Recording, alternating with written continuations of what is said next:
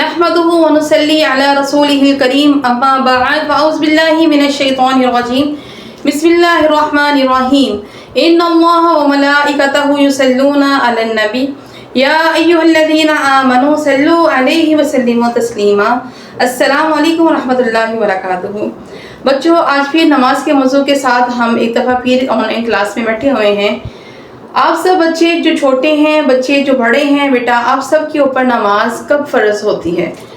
آپ لوگ جب 7 سال کے ہو جاتے ہو تو نبی پاک صلی اللہ علیہ وآلہ وسلم کی احادیث مبارکہ ہے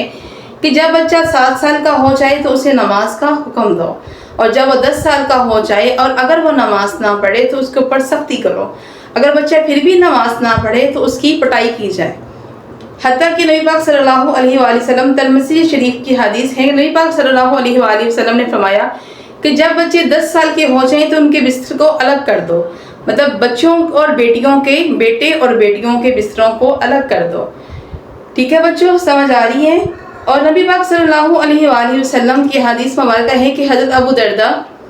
رضی اللہ عنہ نے کہا کہ نبی پاک صلی اللہ علیہ وآلہ وسلم کہ اللہ کے سوا کسی کو بھی شریک نہیں ٹھہرانا، اگرچہ کہ آپ کے ٹکڑے کر دیے جائیں یا آپ کو جلا دیا جائے، اور کبھی بھی قصداً نماز کو نہ چھوڑنا، کیونکہ جس نے نماز کا وقت ہوتے ہوئے بھی اپنے ارادے سے نماز کو چھوڑ دیا تو اس سے اللہ کا ذمہ بری ہوگا، یعنی دنیا آخرت میں اس کو عذاب، تکلیف اور ذلت سے بچانے کی کوئی بھی ذمہ داری اللہ پر نہیں ہوگی۔ اور شراب نہ پی، کیونکہ وہ گناہ کی چابی ہے۔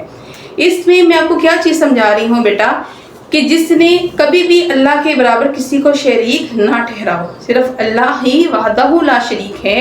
ہمیشہ پکارو تو اللہ کو پکارو، نماز پڑھو، 5 وقت کی نماز پڑھو۔ فرض نماز کے بعد سب سے زیادہ انسان کی جو دعا قبول ہوتی ہے فرض نماز کے بعد ہے،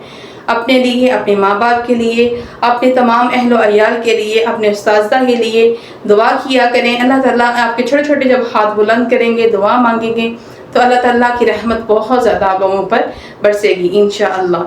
پہلی بات کہ کبھی بھی اللہ کے برابر کسی کو شریک مت ٹھہرانا، چاہے آپ پر جتنی بھی سختی آ جائے، چاہے آپ کے یہاں پہ نبی پاک صلی اللہ علیہ وآلہ وسلم نے صحابہ کو کیا فرمایا کہ چاہے آپ کے ٹکڑے کر دیے جائیں